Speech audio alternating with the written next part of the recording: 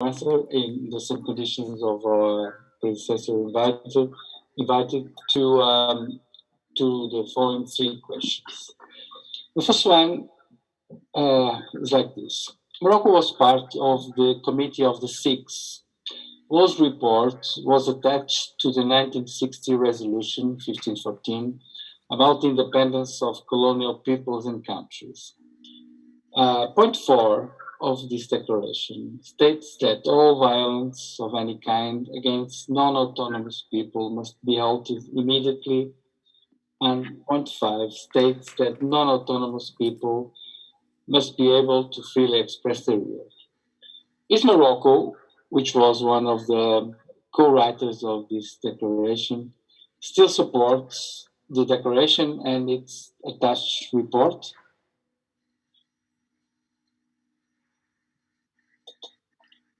Thank you very much. Pleased to be with you today here. I am Mohammed Ahmed again. Of course, I am a Moroccan Sahrawi, born and raised in the Sahara, working as a university professor, as you said, and the president of a think tank. First, I would like to highlight a very important point. I am here participating in my personal capacity as a professor and not in any case in the name of any official institution here in Morocco. Sorry to interrupt you, Professor, but you are here appointed by the Moroccan embassy in Lisbon because Could you please spend the time before very direct. They said Mr. Ambassador will be replaced by you. I am. Could you please reverse the timer? Yes, of course. Just a remark. Could you please restart the timer so that I can benefit from my full time slot? Of course, don't worry about the time. Go ahead. Okay. Again, I am speaking here in my personal capacity. I'm not speaking in the name of any official governmental institution here in Morocco. What I want to say in the beginning, also participating in an academic debate and not to reproduce any propagandistic speeches. And I'm afraid I am outnumbered here, and seeing, of course, Isabel Lorenzo, for whom I read many articles. Hopefully I'm not outnumbered, because embracing wholeheartedly Polisario's and Algeria's stance, dealing in a selective manner with the UN General Assembly resolutions, is not a good thing to do in this context. As you know, individual General Assembly resolutions and advisory opinions are not binding. They are having a recommendatory nature.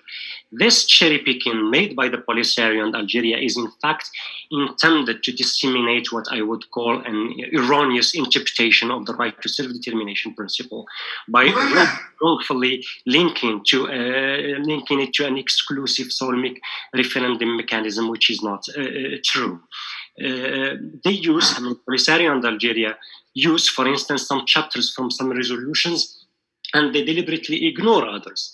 They also try to exclude other very important prevailing principles in international law, and this cherry picking blurs the reality regarding the Sahara regional dispute. We should ask a question: what is our background here? What is our reference? Our reference should be international law and the UN resolutions. There is no mention, as my brother from Kenya stated, against any reality in the UN. There is no mention of occupation nor of invasion. There is no mention of the last colony of Africa, as Mrs. Lorenzo stated. My brother from Kenya stated that there are new realities on the ground, and he's a university professor. How could you talk about a ground you have never been visited? You're a professor. How could you talk about a book you have never read? I want to highlight some very, very important points regarding the decolonization. Morocco has gone through a gradual decolonization process. The Sahara conflict is, in fact, the only question which continues to be the subject of discussions and resolutions of the Fourth Committee, while the Security Council has been seized of it since 1988. This double examination of the question of the Moroccan Sahara is simply anachronistic, and here I am making reference to international law and to the UN Charter. The Article 12 of the UN Charter stipulates that, beginning of the quote, as long as the Security Council fulfills with regard to any dispute or situation whatever the functions assigned to it by the Charter, the General Assembly must not make any recommendation on the dispute or situation. This is, of course, self-explanatory. I will highlight some arguments, however, that undermine the very basis, the very thesis of Algeria and the Polisario.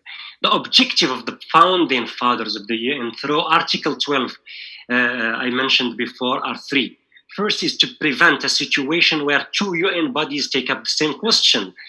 Second is to avoid the adoption of contradictory decisions, as it is currently the case with the resolution of the Fourth Committee on the Sahara and that of the Security Council on the political process.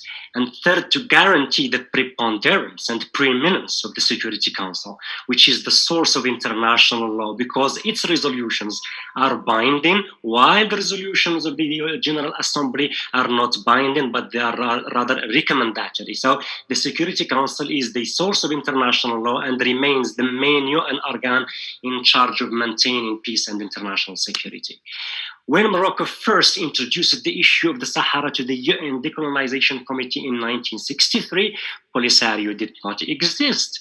Polisario was created only in 1973 by Algeria with the sole aim, of course, of thwarting the completion of Morocco's territorial integrity and advancing its geostrategic interests in the context of its hegemonic agenda.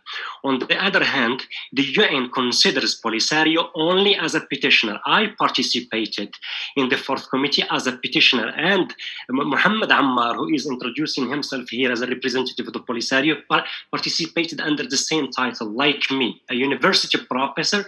We had the same time slot before the UN Fourth Committee. So just like the dozens, of course, of many petitioners from the Sahara civil society, Polisario has never been recognized as a national liberation movement. And I ask Mohammed Ammar here, you are not, of course, entitled to the rights that other representatives of other non-civil governing territories are entitled to. You are carrying an Algerian diplomatic passport like all the Algerian Polisario leaders, and you do not have a credential document from the UN as a sole legitimate representative of Sahrawis. How could you present yourself as a representative of Sahrawis in the UN? Sorry, sir. So, and this is the question addressed to you. Thank you very much, Professor. Last point, sir.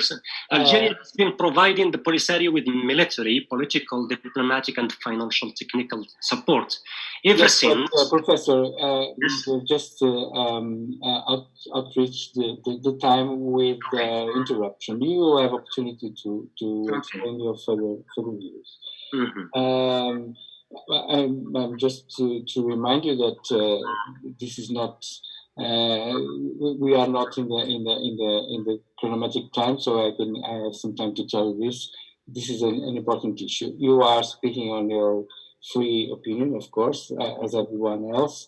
But the institution that appointed you was the Moroccan embassy. And we must be clear about the criteria which we use to invite people. We invited Sania Bashir because she was appointed by the Southern Republic.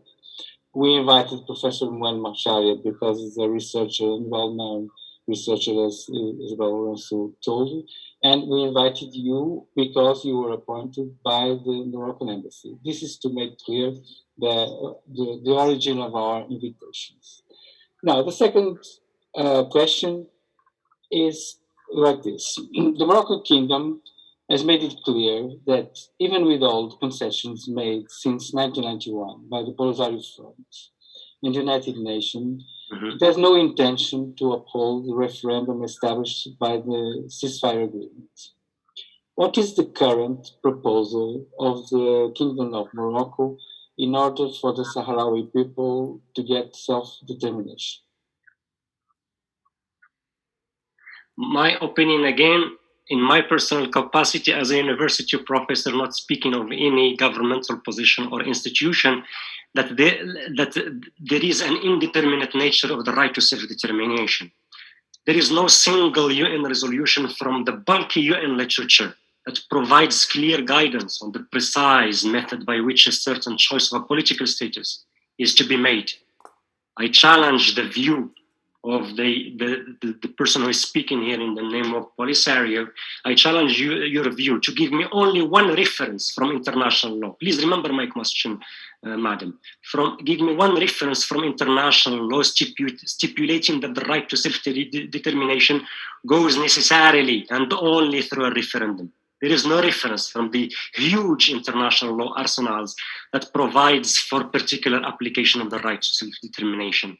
We should consider the fact that international legal bodies, even the court, the European Court of Justice, have never taken a position on whether a referendum was legally required as opposed to other possible methods of implementation of the right to self-determination. Now, this is what we are witnessing now is a UN political process that is a negotiated solution, political solution. They don't talk about any referendum mechanism because this belongs to the past, because it proves inapplicable. You're talking about concessions. What do you mean, sir, by concessions? Algeria, the concessions made by Algeria and the Polisario Front. Do you mean their proposal to divide the Sahara territory? I refer you here to the UN Secretary General report in 2002 saying, beginning of the quote, Algeria and the Polisario Front would be willing to consider or negotiate a possible division of the territory. It doesn't make a reference at this time, since the Moroccan government does not wish to discuss such an approach, end of the quote. Is this the concessions you are talking about, sir? This lays bare the real aims of Algeria. How could they talk about the division of the Sahara territory? How could they talk about the right to self-determination while they undermine all these principles by proposing the division of the Sahara territory? It's not about principles, sir, but about geopolitics that nurture instability. Morocco's consistent position is very clear. There is a UN process led by the UN Security Council looking for a political, pragmatic, peaceful, and durable solution. The conflict is bilateral, and this proposal made by Algeria by the Algerian president in 2002 and adhered to by Polisario proves that it is a bilateral conflict between Algeria and Morocco. The proposal to divide justifies and provides conclusive evidence that we are in front of a regional dispute. Now, you should consider the fact that from an international law point of view, there is a primacy of territorial integrity over the right to self-determination. The importance of the principle of territorial integrity is laid out in many different legal texts, which you ignore in your questions, including Article 2 of the UN Charter. In this regard, the resolution 1514 stipulates that, without any cherry picking here, it stipulates any attempt to partially or totally destroy the national unity and territorial integrity of a country is incompatible with the purposes and the principles of the Charter of the United Nations. Very briefly, territorial autonomy proposed by Morocco is a power-sharing arrangement whereby a state delegates the management of local affairs to local and regional institutions while preserving its territorial integrity and national unity.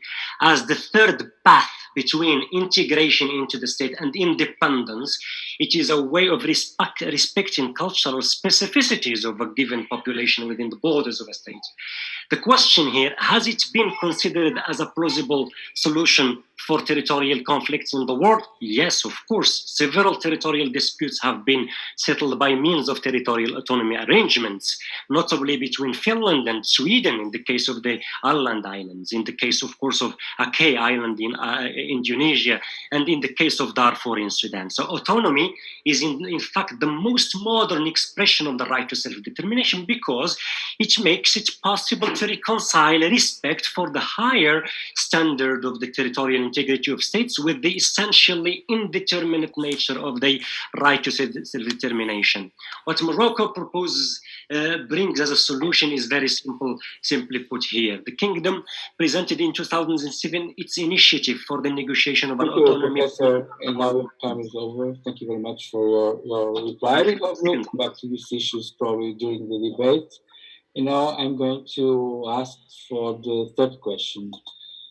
What does the Kingdom of Morocco intend to do now, considering the ongoing war with the Sahrawi Republic?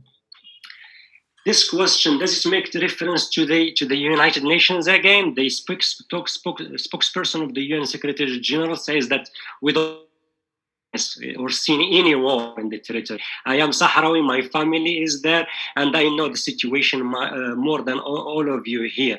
The Polisario has used social media to air fake news, and I refer you here, and I can provide you with all the references using videos from Yemen war and elsewhere to say that there is a war in the Sahara. In the Sahara, there is no war. People are leading peaceful lives, and of course, living within a context where institutional performance proves really able to deliver on the ground, be it through the elected representatives who are participating in the UN-led process representing legitimately the local population.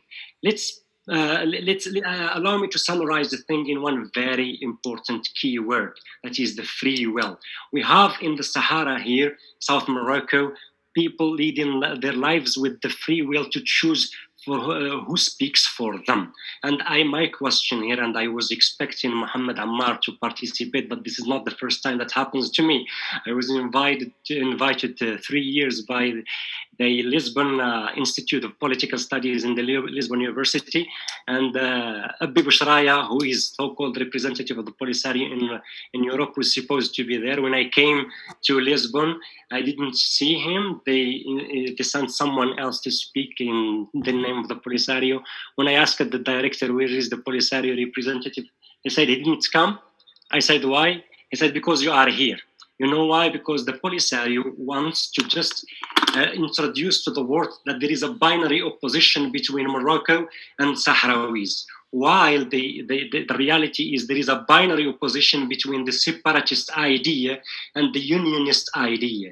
The unionist idea, there are thousands of Sahrawis who embrace this unionist idea, and I am one among thousands of these Sahrawis. While in the camps, we don't know who is in the camps, since the Polisario refuses still the census demanded by the UN Security Council, while there is no right to the camp's population to participate in a very simple democratic practice, that is elections, to choose who speaks for them. We have the same leadership introducing themselves for 5 decades, being the sole legitimate representative. To deconstruct this title, there is no such a naming. How could we accept a sole representatives for 5 decades? A legitimate representative, from where they draw their legitimacy? You don't know, sir, that this leadership is involved in gross violations of human rights in the camps. Who is saying this? I refer you to Human Rights Watch, Amnesty, the UN Human Rights Committee, France Liberty, and I can provide you, Isabella Lorenzo, with all the references that may help you change your mind and see the reality differently. The UN Human Rights Committee has issued a recommendation in 2018 addressed to Algeria, saying that there is a de facto devolution of the jurisdictional authority from Algeria that is responsible to the Polisario, a non-state group, to exert an authority that is illegal from an international law point of view. And this jurisdictional authority is the cover-up for all these gross violations of human rights in these secret detention centers in the camps.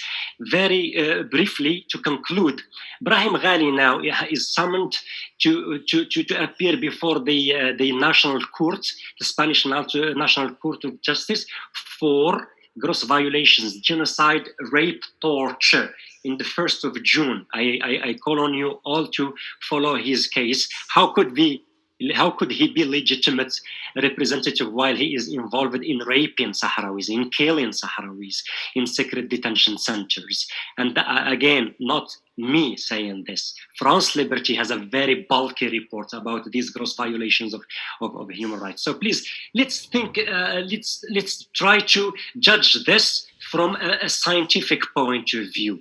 There are a lot of distorted things being aired by the Polisario members, and it's not surprising to me because, you know, they are defending a geopolitical agenda, of course, led and sponsored by Algeria.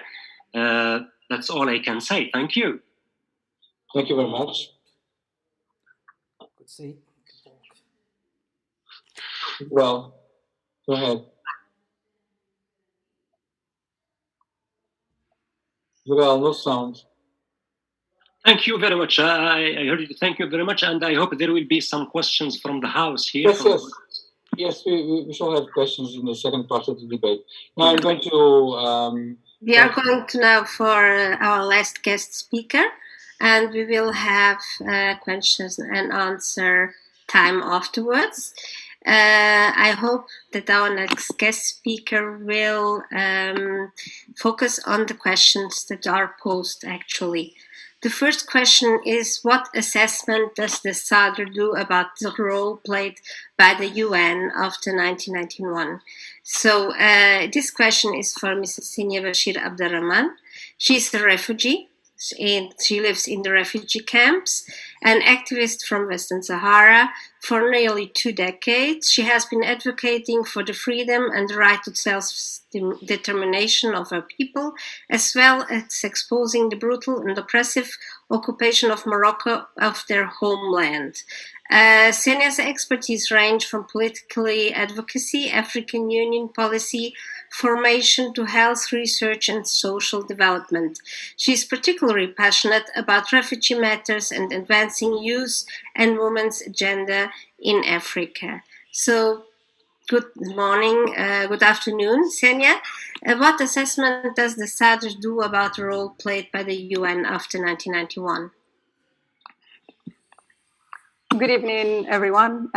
Thank you for allowing me to join you today during this important session. And as Professor Mounini has highlighted, it's absolutely fitting that we're talking today because tomorrow marks the Africa Day, or the 25th of May, and the day on 1963 when African revolutionary leaders decided to establish their own body and tell the world that enough is enough of oppression by colonial powers and liberate their continent from the cause of colonialism and apartheid.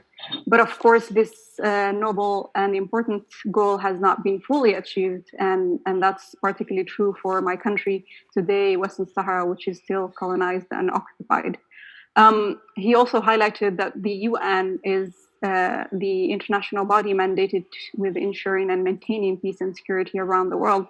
But you will all agree that you have seen with the recent aggression by Israel in the occupied territories of Palestine that the UN has failed so many regions around the globe and their people. And one of these regions happened to be Sahrawi Republic and its own people, the Sahrawis. Currently, Western Sahara, as a case of decolonization, is naturally before the UN Committee on Decolonization, or the UN Fourth Committee, as well as the UN Security Council. And although both Sahrawi officials and civil society representatives, including myself, have used the Fourth Committee as a platform to highlight our right to freedom and independence and share our stories with the delegates, the committee has done very little to push for real change and substantive steps in the decolonization and the completion of decolonization of Western Sahara.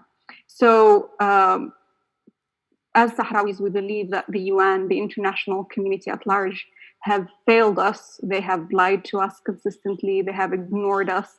They have denied our right to self-defense and independence since 1991. And even though the UN continues to be tasked and is obliged to protect and safeguard the Sahrawi people's rights, inalienable right to self-determination, as Professor Mounini has indicated, since 1991. But the fact of the matter is this case has been important much earlier than 1991, and it has Western Sahara as a colony has been in the UN's list of non-self-governing territories for as long as the OAU and the AU have existed. So to me, we cannot really talk about the UN's role without really highlighting Africa's role in the process that has led to the actual ceasefire in 1991.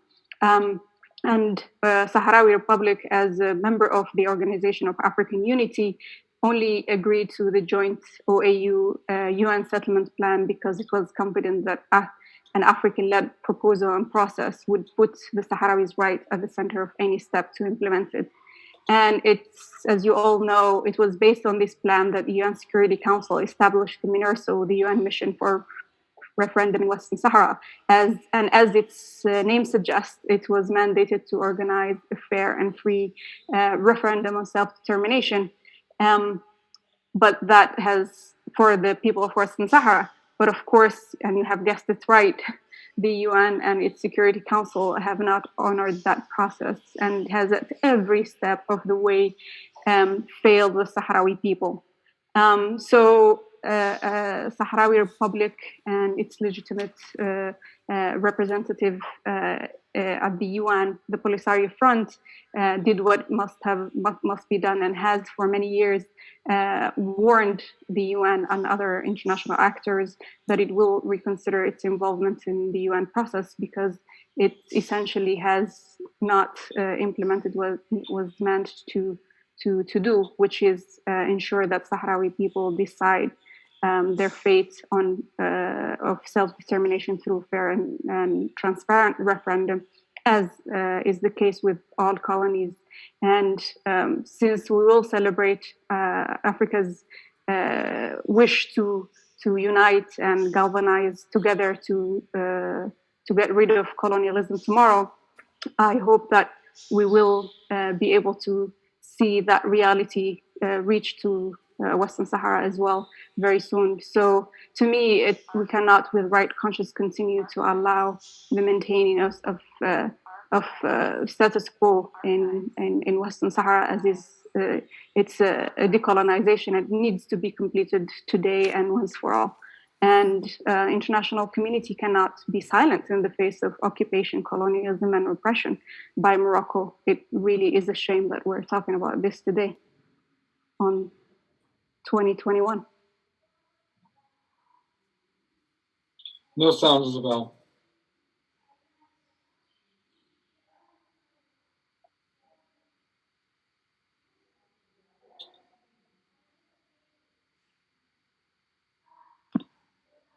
Okay, we have a technical problem. Carla, you have to let me unmute.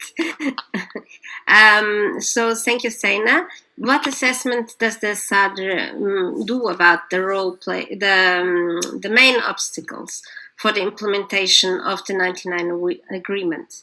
So we heard what Professor Ahmed Gain said, but in your opinion, what are the main obstacles to this agreement and to the leading to the referendum? So the agreements, the ceasefire agreement was done with the precondition of holding, as I said, a referendum on self-determination where the Sahrawi people, the indigenous population of Western Sahara, would decide whether they want to be independent or integrated into colonial power. And that's a right and a promise that was given to the Sahrawi people way before Morocco occupied Western Sahara. It was given to them when they were still Spanish colony. And it's because Spain failed to decolonize Western Sahara and give us that legitimate right that all our neighbors enjoyed in Africa, now that unfulfilled promise has continued. And now that we have an occupation with an occupying force, which is Morocco, of parts of Sahrawi Republic. And it's ironic because the settlement plan of 1991, which was the basis for establishing the MINURSO, was in fact agreed upon by a negotiation and mediation that was done by an ad hoc committee of African heads of states. And King Hassan II stood before African leaders in Nairobi summit and promised them that he will honor a referendum of the people of Western Sahara where they will choose. And of course, like Morocco has done, King Hassan II never honored that promise. His son now continued to deny that promise. Morocco instead has used this opportunity of so-called peace, which is really not peace, since 1991 and 3 decades to basically strengthen its settler presence in the occupied territories of Western Sahara. It has used this time to commit crimes against humanity, targeting Sahrawi civilians by arresting them, torturing them, imprisoning them, and many of them have simply disappeared. And I don't need to go very far in telling you where you can find those issues or those documentation of human rights violations, because they're there, and the African Union Commission on Human and People's Rights has been denied to investigate those crimes since 2012. Morocco has not allowed it to go and conduct its fact-finding mission in the occupied territories of Sahrawi Republic, because Morocco knows has a lot to hide. And so Morocco, again, has used these 3 decades also to plunder and steal our natural resources and finance its systematic violations of human rights against innocent Sahrawi civilians in the occupied territories. Morocco has also tried to use this period, UN-sponsored, must I say, period, to try and erase any memory of the Sahrawi struggle by hoping that the new generation of Sahrawis will forget about their cause, and that somehow the time that will pass will allow the Morocco to sort of strengthen its occupation. But everyone sees through that it's a false strategy deployed by Morocco, and it has not gained its objective. Today, Morocco is the only obstacle to implementing the 1991 ceasefire agreement, because they don't honor any agreement that they sign. And the only reason why they are the main obstacle is because they have a lot to lose if a referendum is held. They have a lot to lose because they will lose territory, rich and natural resources. They have a lot to lose because the world will see once and for all the realities of the Moroccan oppressive regime. And like Professor Mounene has said, it's really unfortunate that Morocco is doing all of this and committing all of these crimes with the support, explicit support of European allies like France and even Spain, but also the US, of course. And Morocco prides itself to be supported and assisted by Israel. And that was evident through its normalization agreement with Israel this past year in December 2020. And so I don't have to go very far, because usually we have the saying that tell me your friends and I can tell you who you are. So Morocco's friends are Israel, the US, which is responsible for supporting very dictatorial regimes. And also it's supported by many authoritarian African leaders who have denied their citizens' own rights and continue to oppress them and silence them. And Morocco has learned from those dictatorial leaders and implemented those strategies in the occupied territories of Western Sahara. So we must hold Morocco accountable to make sure that it's no longer the stone on the road. Isabel, no sounds.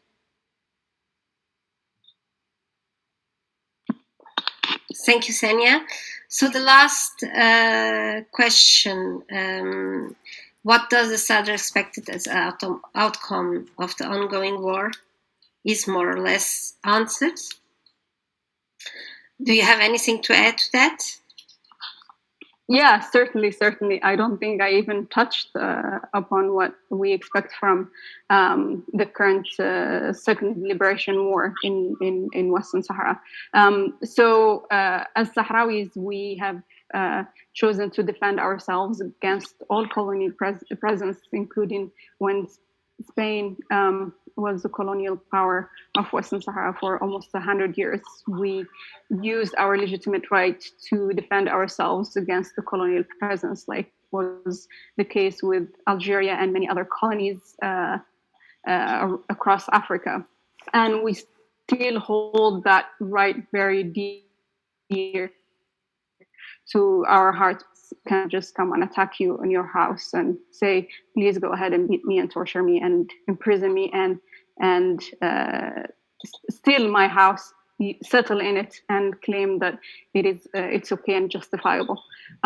So for us, the peace process in Western Sahara has failed and has been put on hold for almost 3 decades. And that has led our people to lose faith on the international community and the UN and their commitment to ensuring that everyone around the world, without discrimination, enjoys peace, prosperity, and independence. And I think the Sahrawi people, just as much as anyone in Portugal or in South Africa or in DRC or in Thailand or in Argentina, all are human beings who should have the right to decide their fate and should be able to do so in a way that's consistent with international law. And that's exactly what Sahrawis are asking for. And so as Sahrawis, we have for many years called on Sahrawi Republic leadership and to use all legitimate means to defend ourselves against this aggressive and brutal occupying force of our homeland. And so the second liberation war that has been taking place since the 13th of November of 2020, which was, I must say, imposed on us by the Moroccan occupying forces when they attacked civilians in El Gargarat in south western Sahara. Sahrawi Republic, with now the current liberation war, believes that there is no way we can go back to business as usual. There is no way we can allow Morocco to continue to get away with committing crimes against Sahrawis in the occupied territories. Sahrawi Republic would, of course, like to engage in a peaceful process that would allow us to achieve a referendum of self-determination, but we cannot be trapped again like we were in the 1991 ceasefire. We ideally would agree on some sort of truce, but we cannot go back to the same old terms. That it's time. This time there must be some sort of genuine commitment to honor the implementation of a referendum of self-determination for the people of Western Sahara. We need concrete actions, steps with timelines to achieve this goal. And only then will we engage in some sort of talk or mediation to achieve a truce or to pause the war, because our right to defend ourselves, our right to take up armed struggle will always be there as long as we are an occupied country. We also want to make sure that Morocco, as the occupying power, meets its obligations and commitments as it has promised for many years and continues to revise those commitments. And of course, Sahrawi Republic, given that Morocco is now a member of the African Union after leaving the organization for 34 years, this should serve as an opportunity to fully give the appropriate role of the African Union, given that these 2 member states are involved, 2 of its own member states, which are 2 equal member states. And African Union's Agenda 2063, its flagship project of silencing the guns, the solemn declaration of the OAU 50th anniversary in 2013, all stress that there is no way we can allow to bequeath the burden of conflict to the next generation of Africans. So for us, this is an African problem that should and can only be resolved by involving Africa fully. We cannot continue to have this colonial Western powers imposing solutions on issues that clearly are not understood by them. And the occupation of Western Sahara is one concrete example. Thank you so much, Senia. I'm sorry, your time is up. And we have already several people who want to comment or question. I ask most of our guests that have already reached out to participate to pose questions or comments, but as short as possible, and directed to our speakers, so that we can profit the most from their presence here. So first, well, let me just add two more useful information, which is the invited speakers can speak up to 5 minutes. They are not obliged to fulfill the 5 minutes quota. If they have direct answers, they can make it as short as possible. And the second important information is that the invited speakers may address each other, and of course, to reply, we'll follow the same rules. Thank you. Go ahead. So the first speaker will be Dr. Cindy Omar. He's the legal representative of Frente Polisario at the United Nations in New York.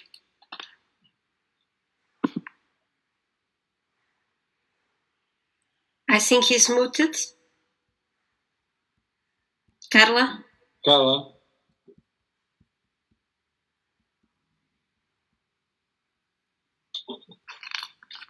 Carla, could you please unmute Cindy Omar? Carla, tem que ligar o som do Cindy Omar.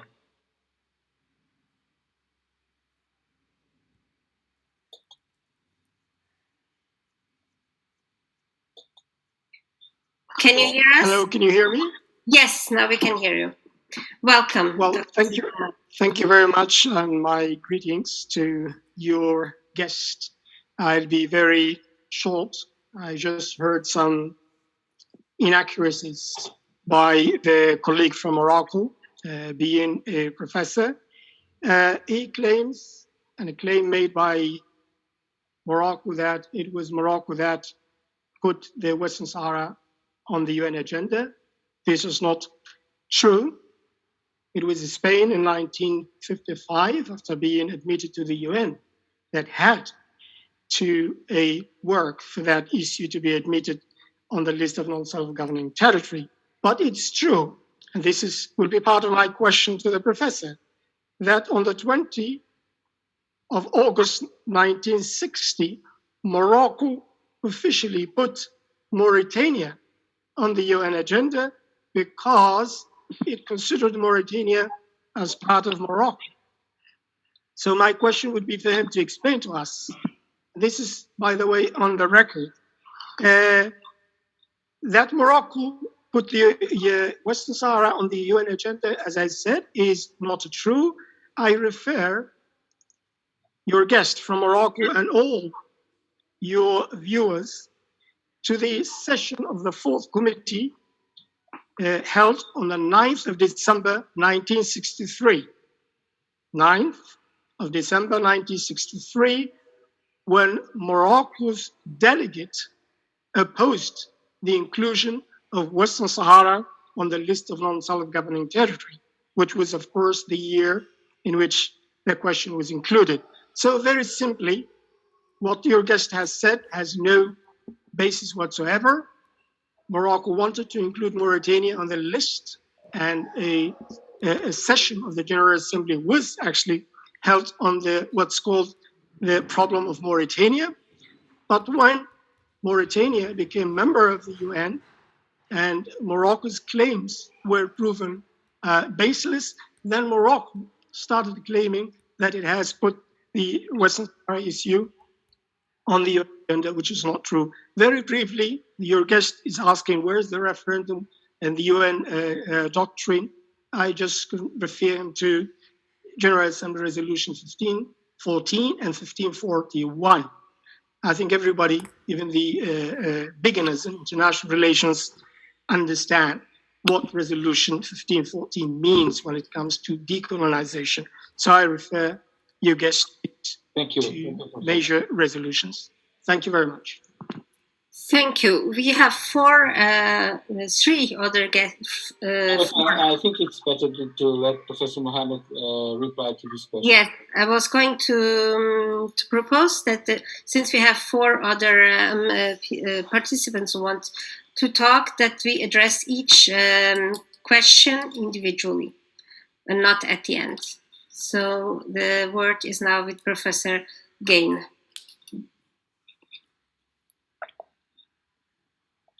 Carla, tem que desativar o som. Thank you.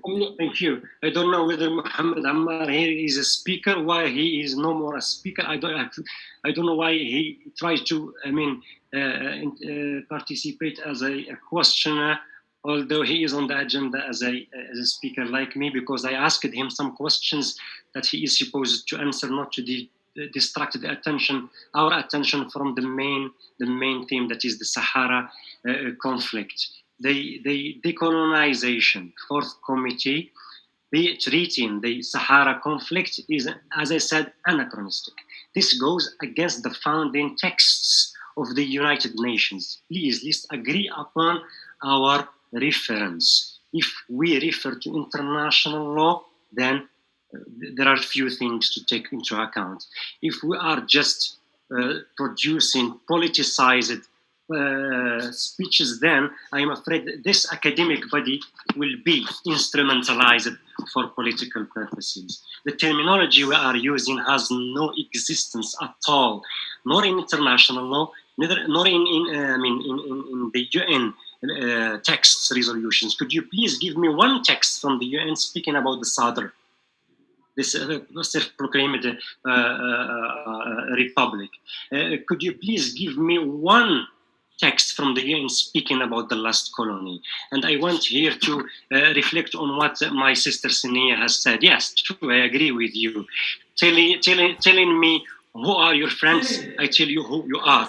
Of course, who are Polisario's friends?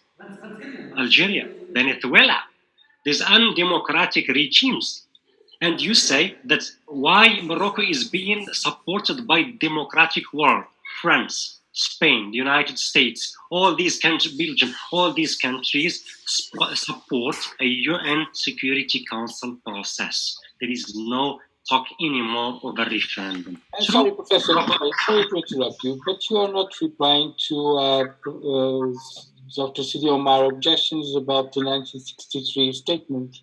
I said it's very clear. We are not to talk here about any case other than the Sahara conflict.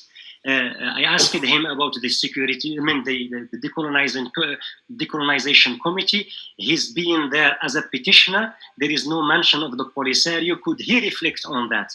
Why he just do again the cherry picking and try to distract our attention to other issues that are not linked to the issue? Why I should discuss here Mauritania or other cases? Please, could you please organize another event about,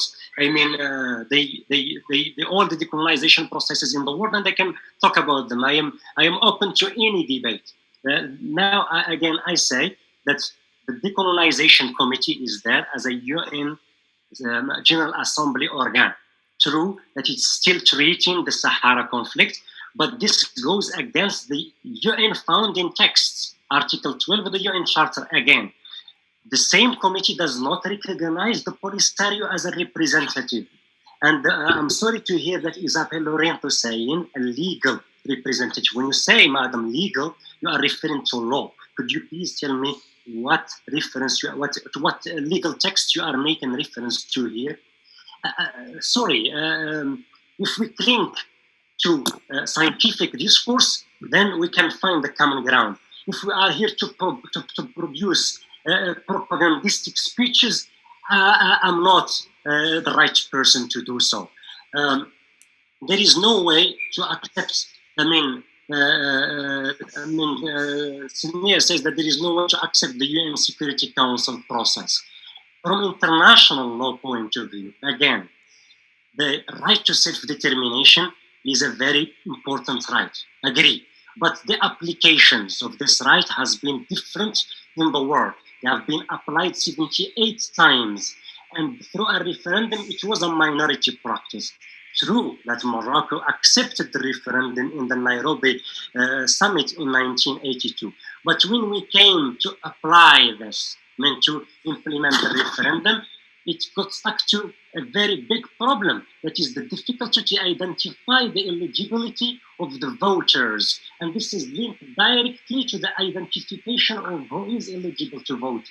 I refer you here to all the UN Security resolution stating that we need to identify the campus population. The population in the Sahara is well defined. They participate in elections democratically, and these elections have been loaded by the General Assembly, the Secretary General in his report in 2016. So these are very important things to take into account. Please, let's respect the House. Thank you. Thank you. Thank you. The time is out. I have still 4 people that are inscribed. I just want to address the question that you made to me personally. As far as I have seen in all texts that I have read, I refer to Polisario as the legal representative in the UN because it's the party that's always invited to the negotiations. And has also, like Morocco, signed the ceasefire agreement in 1991. We had Thomas Olgerin inscribed, but he's not with us anymore. So I would like now to pass the question time to Jessica Martins.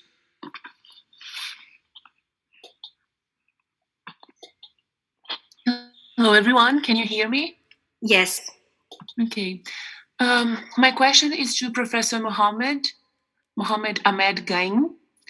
What is the legitimacy of Morocco's claim over the Western Sahara territory once the International Court of Justice analyzed it and it was contrary to the Moroccan claims back then in 1975, I guess?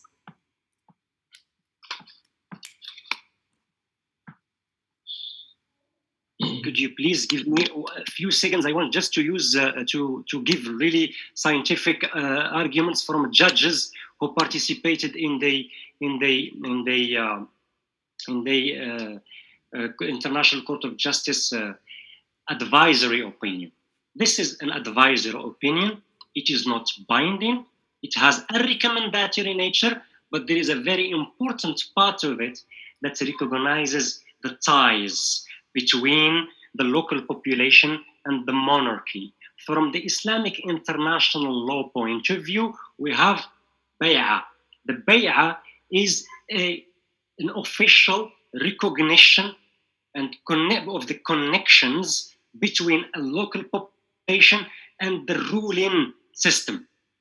And interpreting this situation from a Eurocentric universalizing point of view ignores the local cultural specificities.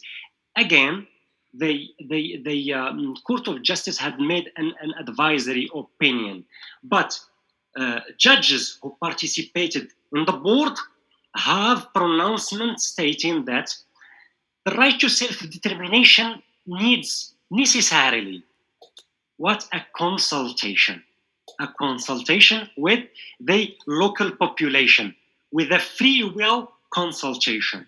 Now, I refer you to the European Union Court of Justice. When Polisario appeared before the court to contest the agreements between Morocco and the European Union on the agreements, the agriculture and fishery agreements.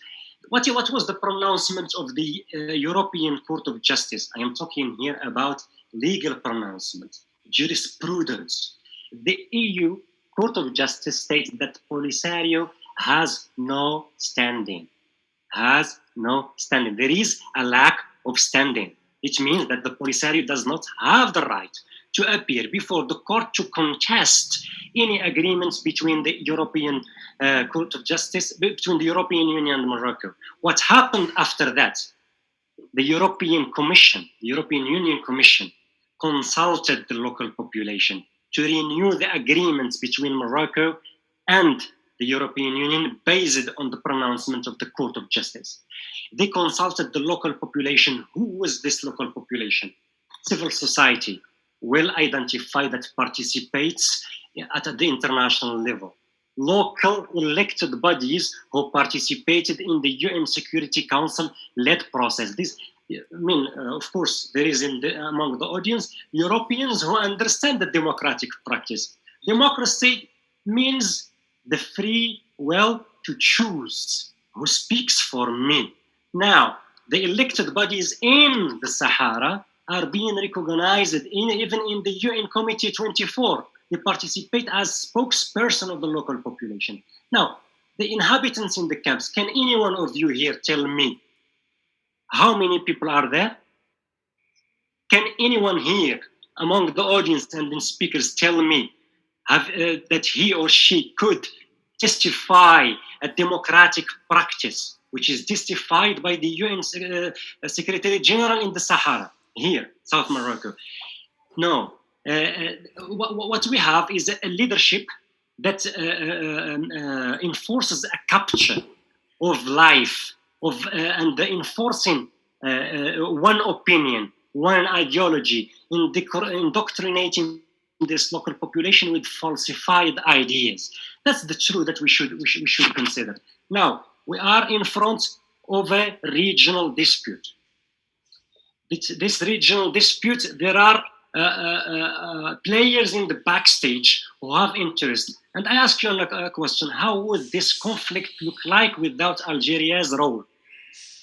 Why Algeria proposed in 2002 with the Polisario? Why they proposed dividing the Sahara territory between Morocco, and why Morocco refused?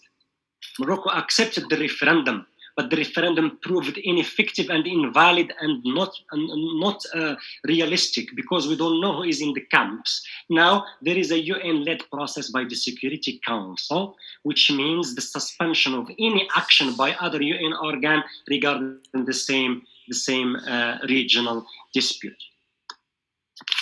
Thank you. Thank you, Professor. Thank you so much.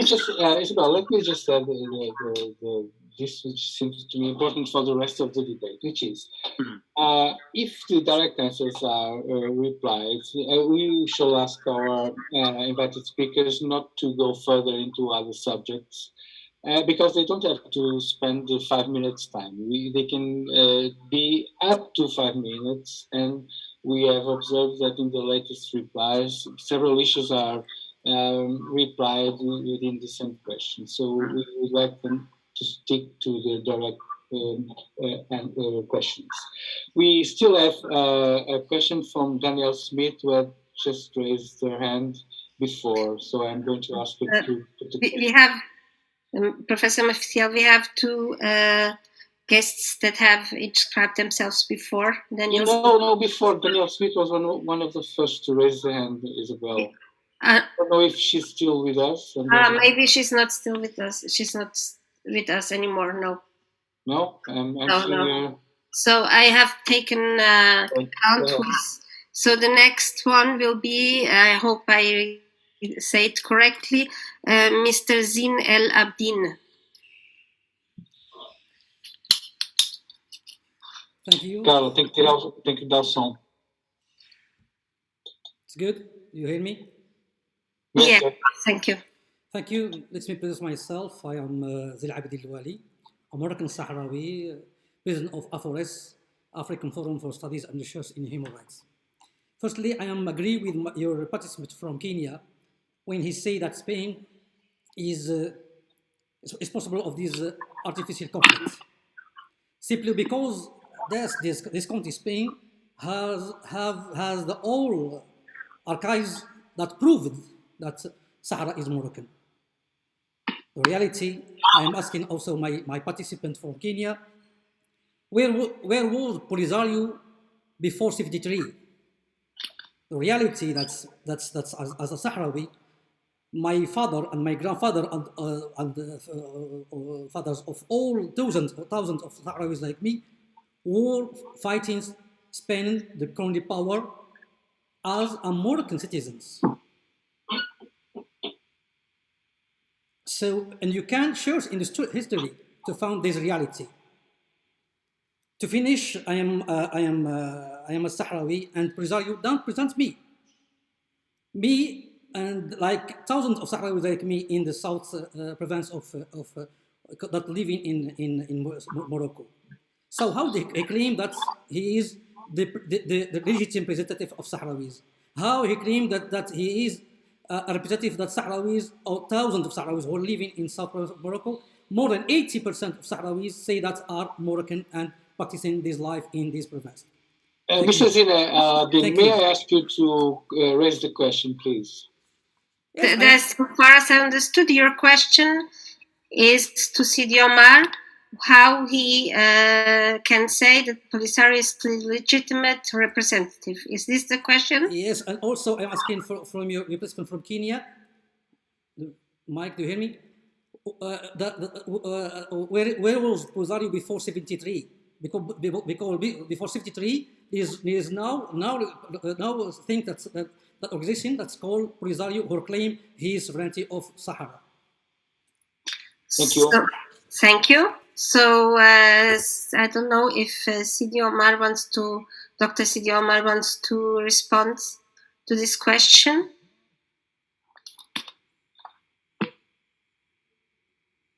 And but I think we can put the question to Seyna Bashir. Seyna Bashir, could you answer, please? Carla, tem que ativar o som. Thank you, Isabel, and I'm glad that you corrected. I think the questions should be directed to panelists and not to participants who are just asking questions to members of the panel. It's very ironic that some claim to be experts on international law and don't even know the letters and the text of international law. Zainuddin Al-Abidin Al-Wali, please just Google Resolution 3437 of November 1979 and look at paragraph 7. And I quote, recommends to that end that the Frente Popular para la Liberación de Saga Hamra y Río de Oro, or Polisario, the representative of the people of Western Sahara. So if there is nothing else to go by, then you have an unanimous decision by the United Nations identifying the Polisario Front as the representative of the people of Western Sahara. And if the Polisario was not the representative of the people of Western Sahara as their liberation movement, then there could not have been any ceasefire agreement between the Kingdom of Morocco and the Polisario Front. And they were they were sitting next to each other at the negotiating table and both signed the ceasefire agreement. The Polisario Front is the liberation movement in Western Sahara, which is still occupied by Morocco. But the Sahrawi Republic, or Sahrawi Arab Democratic Republic, is a fully acknowledged member of the African Union, as is the Kingdom of Morocco. The Kingdom of Morocco since 2017, but the Sahrawi Republic since 1982. The reality on the ground is that you have two members of the African Union, two equal sovereign members of the African Union. The only difference is that one is occupying parts of another, and the Kingdom of Morocco is the one occupying parts of Sahrawi Republic. And there is really no questions of if and when. It's just that this is a clear case of decolonization that needs to be finalized. And if Western Sahara is being called Africa's last colony, is because all the previous colonies in Africa have been liberated and they managed to gain their independence. And one territory remains to achieve that goal, and that's Western Sahara. And so, of course, it is natural to call it Africa's last colony because it is a fitting description. And that could change. Who knows? There is a petition by Chagos, by the Mauritius, to decolonize Chagos. So hopefully, Western Sahara will be decolonized, and soon we'll have the last colony in Africa as the Chagos archipelagos and not Western Sahara. And the demands are very clear and very simple. As Africa's last colony, partially occupied by Morocco, its citizens oppressed on a daily basis, denied their rights under occupation. You have humanitarian situation. Yes, I live in refugee camps. I'm completely dependent on humanitarian aid, and no one chooses to be a refugee. No one, and I don't think any of these people listening to us right now would ever choose to willingly leave their country unless they were pushed by war, by oppression, by persecution, by being bombarded by white phosphorus and Nepal, and their families eradicated, literally eradicated by aerial bombardments over 16 years. And those bombs being dropped at Sahrawi civilians in between 1975 and 1991 were sponsored by France, by the US, by Saudi Arabia. So yeah, you may call the US a democracy, but US is also sponsoring Israel, which is a colonial settler apartheid state. Yes, you may call France a democracy, but France is the reason why we still have many not fully decolonized countries in Africa. And France is the cause of many repressive regimes being still in power in many of our African countries. We are discussing this decolonization case because it is relevant to Africa Day. And I feel sorry for my brother Mohammed, who did not even mention Africa in this. You are an African. You are an African, and you have to own that. You have to own your Africanness. You have to own that as Africa, we can solve our own problems. Thank you. Western Sahara Thank you, is the last of which. Thank you, Sana. Let's proceed to the next question. Isabel? Well, we have 4 questions. Jessica Martins already made her post one question, so she will be the last one if we have time, because we are having time restrictions now. So the next speaker will be Augusto Lança. Carla, pode se favor dar... Ela só explicou que dá. O Augusto é que tem que ativar. Olá. Hello, yes. Hello for everyone. I just want to put a question to Professor Mohammed Hamed Gain. I am speaking to you from Beja, the city where the great poet Al-Mutamid was born. So the links of Portugal and Morocco are very strong. But I just want to know if you don't think that this question of Morocco and Western Sahara are very similar to the case of East Timor and in Indonesia.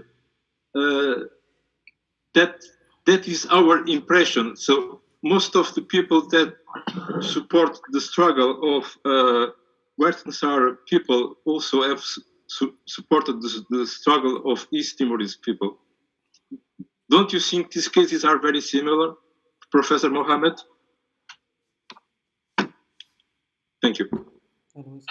Shukran. Thank you very much, dear Augusto Landa, for your question. But before I answer, I would just to reflect very briefly on some of what has been raised by my sister Sunniya. You said that the ceasefire has been signed by the Polisario and Morocco. That's not true. The ceasefire was signed between the MINURSO and Morocco, from one side. There is no sitting on one table.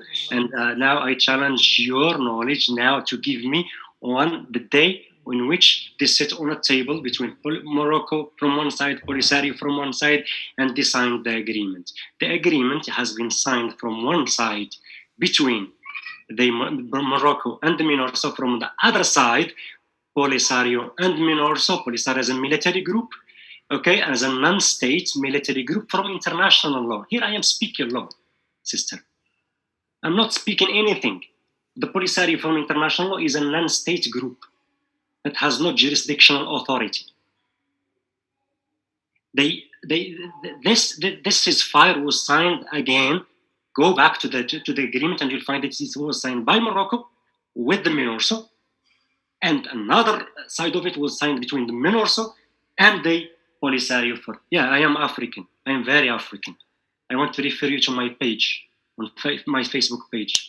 I have been training youth throughout Africa, in Rwanda, in Kinshasa, in Gabon, all over Africa, Nairobi 2 times, training youth on peace building. And I do believe in peace because I am president of a think tank called African Institute for Peace Building and Conflict Transformation. And also, I am the Deputy Secretary General of the Pan-African Youth Union, to your knowledge. I know very well Africa, and I understand, and I am deeply convinced that African solutions should emanate from Africa. That's why, without a common ground between Algeria and Morocco, this conflict will never come to an end. This is just to reflect on what you have said. About the question of Mr. Augusto, thank you for your question. Just to answer your question, I want to refer you to a statement by the South Sudan president, who said that the Sahara conflict is different from all other conflicts. Why? If it is not different, why would the Security Council treat this conflict? Otherwise, we would keep it among the non-autonomous, the non-self-governing territories under review of the 4th Committee. The Security Council is leading a process because they know very well that there are parties to the conflict that should be brought to the table of negotiations. And this is what happened, by the way. The round tables led by Horst Kohler in Geneva 2 times, there were 4 parties to the conflict participating on equal footing. And now I want you to go back to the communiques of Horst Kohler and even the United Nations. There is no differentiation or hierarchical organization of the participants in these round tables. 4 participants, because it is a regional dispute. Now, this regional dispute, how should it be treated? There should be realism, pragmatism, compromise. Morocco has made a compromise, introducing an autonomy plan with a local government, a local parliament, a local judiciary, 3 authorities, to make some territorial arrangements that gives a middle ground and not proposing dividing the territory as Algeria and Polisario has done. That's my answer to you, sir. Thank you. Thank you so much. As said, to time restrictions, we will not have double questions from the public. So the only person that I have now that didn't spoke before is Mr. Ahmed. If you could present yourself, please, and put forward the question. Hello. Yes, I am Mr. Ahmed Didi from the Sahrawi diaspora in France. My question to the representative of Morocco: how do you explain that Morocco is the only country in Africa that has no known borders, because it claims on Mauritania, Western Sahara, and part of Algeria, and territory belong to Spain, like Ceuta and Melilla? My second question: how can Morocco convince the Sahrawi of self-determination, of self-rule under an authoritarian regime, where we saw that thousands of citizens flee this day in a mass immigration to Spain? Thank you. Mr. Ahmed, Mr. Mohamed Ahmed Gain. Professor? Thank you very much for your question. About the territories, Morocco has very clear territories and with very open jurisdiction. Between Mauritania and Morocco, there is a crossing. There is the El Gargarat crossing point, which the Polisario tried to blockade, to block a few months ago, and the Moroccan military intervened to alleviate every threat in this crossing. So this crossing is between Morocco and Mauritania, and I refer you here to the European Union Minister of Voisinage, of the neighboring. He said that we support any work to ensure the fluidity of the traffic of persons and goods between Morocco and Algeria. And I refer you also to the communique by Russia, stating the same thing. So this intervention to remove any threat posed by the Polisario on the national security of countries of the region was from a jurisdictional authority of Morocco. And the jurisdictional authority, now who is liable before the United Nations mechanisms in Geneva about the southern provinces, Laayoune and the other cities? It's Morocco. We have national human rights commissions there, and Morocco introduces a report to the United Nations about all its territory. What is left east of the berm is subject to the agreement, the ceasefire agreement signed with the MINURSO. And by the way, the MINURSO is a peacekeeping mission by definition, to reflect on another point raised by Semia. This is a peacekeeping mission by definition, which means that its main goal is to maintain peace, to keep peace in the region. So that's why it is still there. The other question, whatever I can say, if there is someone who plays the role of the victim, this discourse of victimhood is more attractive, it's more catching. But I have friends from Africa who someday came to the Sahara, to south of Morocco here. I was talking about Morocco and the Sahara, and when we came to Dakhla, to the airport of Dakhla, one of them told me, still in the airport, he told me, "Are you sure we are in the heart of this desert?" I said, "Yes, we are in the very bottom of Morocco. This is the last urban space in Morocco, deep down in the south." I said, "But how could you have this very beautiful airport? Morocco is open. Dakhla as a city is open to tourism. And there are direct flights between Dakhla and Paris and other European cities. If there is a crisis, as you are picturing it, you are displaying it, if there is a crisis, do you think that this cooperation would be carried on? Sorry, I advise you, come as my guests in my house. All of you, any one of you wants to come to my house, please come to me, Mohammed Ahmed Gain, and I will take you to different parts of the Sahara, and you will discover that you have been subject to propagandistic discourses that distort the reality on the ground. It's I'm not here to play the role of the victim, but you know who is the victim? The victim is those silenced populations in the camps, those who do not benefit from the wealth, from the humanitarian aids embezzled as Olaf. This Olaf is a European organ that issued a report in 2015 stating clearly that there are embezzlements and diversions of humanitarian aids. Professor that Gain? the Polisario really enriched from. I'm sorry to interrupt. There was a second question about the migrants, the thousands of migrants, Moroccan migrants in Ceuta. Since you have very little time, if you could please answer. There is an agreement between Morocco and the European Union. Morocco, of course, that's my opinion. I'm not speaking, that does not engage any governmental organization or institution.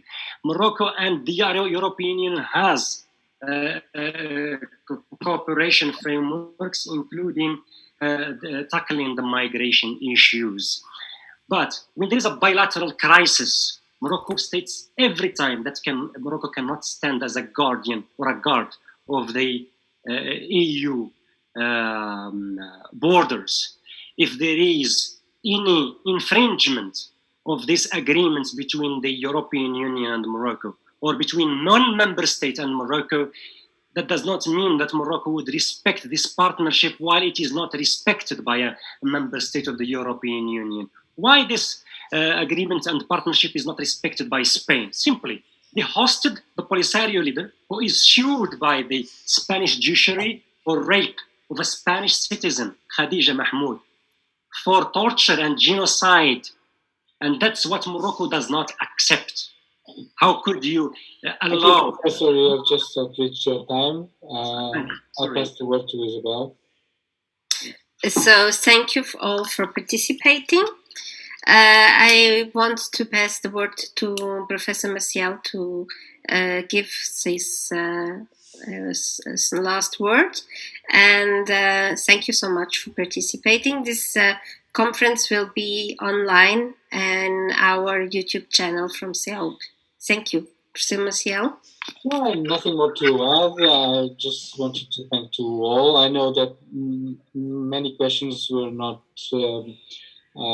addressed, especially those ones rising out of the intervention of our main speakers. But according to the rules of the debate, this had to be like this.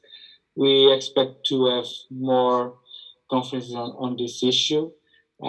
This is a war going on, and this is not a matter of opinion. So I think, unfortunately, that in the next times we shall have more opportunities to come to this issue.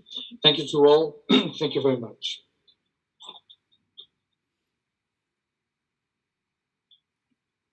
Recording stopped.